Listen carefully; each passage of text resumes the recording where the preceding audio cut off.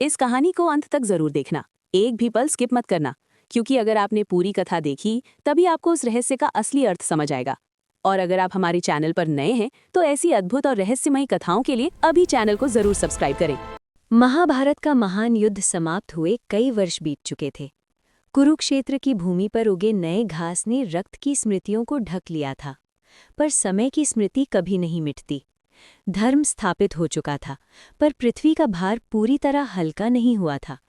युद्ध ने राजाओं को बदल दिया था, राज्यों को बदल दिया था, पर सबसे अधिक बदल गया था समय का प्रवाह। द्वारका नगरी समुद्र के मध्य खड़ी स्वर्णिम नगरी थी। उसके महल सूर्य की रोशनी में चमकते थे और रात में चंद्रमा की किरणों में चांदी जैसे दमकते थे।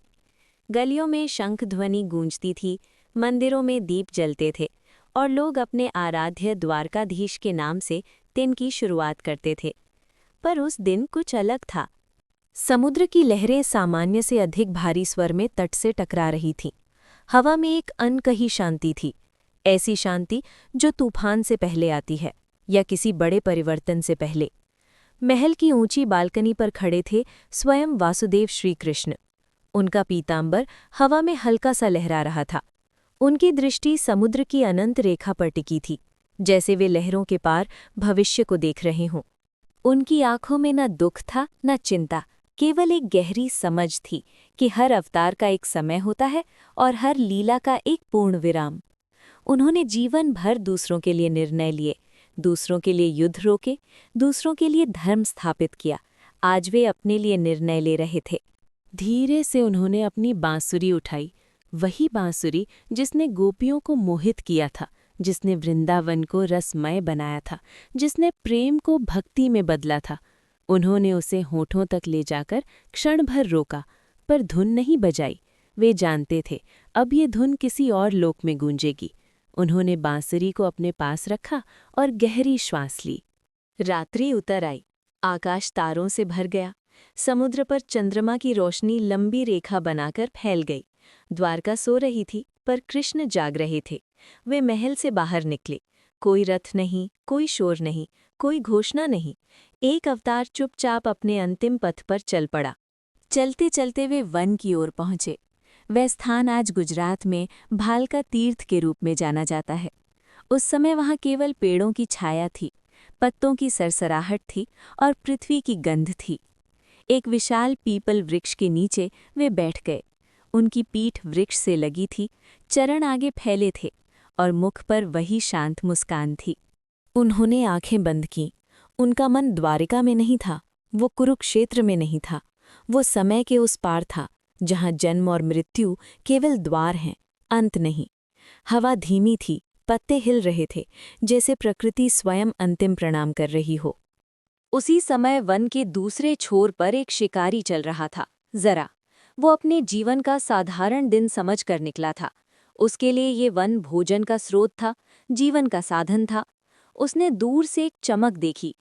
चंद्रमा की रोशनी में कृष्ण के चरण चमक रहे थे।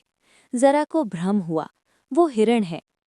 उसने धनुष उठाया, तीर चढ़ाया। उसका हाथ स्थिर था, लक्ष्य स्पष्ट था। उसने श्वास रोकी और तीर छोड़ दिया। तीर हवा को चीरता हुआ आया और कृष्ण के चरण में लगा। समय ठहर गया। न आकाश गरजा, न पृथ्वी फटी, केवल एक गहरा मौन फैल गया। कृष्ण ने धीरे से आंखें खोलीं। उन्होंने अपने चरण की ओर देखा, फिर सामने खड़े कांपते हुए शिकारी की ओर। जरा के हाथ से धनुष गिर चुका था। उसका चेहरा भय से पीला पड़ गया था। वो दौड़कर कृष्ण के पास आया और उनके चरणों में गिर पड़ा। मुझे क्षमा करें, वो रोते हुए बोला। मैंने आपको हिरण समझ लिया, मैं अपराधी हूँ। कृष्ण ने उसका हाथ थाम लिया। उनकी दृष्टि में क्रोध का नामो निशान नहीं था। ये तुम्हारा अपराध नहीं, उन्होंने शांत स्वर में कहा। ये समय की इच्छा है, तुम केवल माध्यम बने हो। उनकी वाणी में ऐसा संतुलन था जैसे समुद्र की गहराई। उन्होंने जरा को उठाया। उसका भय धीरे धीरे शांत हुआ। उस क्षण में शिकारी अपराधी नहीं था, वो भी लीला का पात्र था। कृष्ण ने आकाश की ओर देखा। तारों की चमक बढ़ती हुई सी प्रतीत हुई। हवा में एक हल्की दिव्य आभा फैलने लगी, जैसे देवता मौन साक्षी हों। उनका शरीर स्थिर था, पर उनके भीतर की चेतना विस्तार लेने लगी। वे किसी पीड़ा में नहीं थे, वे उस शांति में थे जहाँ से सब आरंभ होता है और जहाँ सब लौटता है।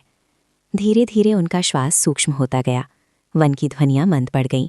समय का प्रवाह जैसे धीमा हो गया। उस क्षण में मृत्यु नहीं थी, केवल परिवर्तन था। अवतार का समापन था, पर तत्व का नहीं। समुद्र की लहरें दूर से गूंज रही थीं, जैसे उन्हें पता हो कि ये घटना केवल वन तक सीमित नहीं रहेगी। ये एक ऐसी श्रृंखला की शुरुआत है जो वर्षों बाद एक रहस्यमय दारू के रूप में प्रकट होगी और अंततः पुरी की पवित्र भूमि में नए स्वरूप को जन्म देगी। उस रात वन ने एक रहस्य अपने भीतर समेट लिया। जरा ने उस घटना को अपने जीवन का सबसे बड़ा सत्य माना, और द्वारका अभी अनजान थी कि उसका स्वामी लीला समेट चुका है। यहीं से प्रारंभ हुआ वो अद्भुत अध्याय, जहाँ शरीर अग्नि को समर्पित होगा पर हृदय अग्नि से अछूता रहेगा, जहाँ समुद्र एक दिव्य तत्व को अपने साथ ले जाएगा और जहाँ समय एक नई कथा की तैयारी करेगा। ये अंत नहीं था,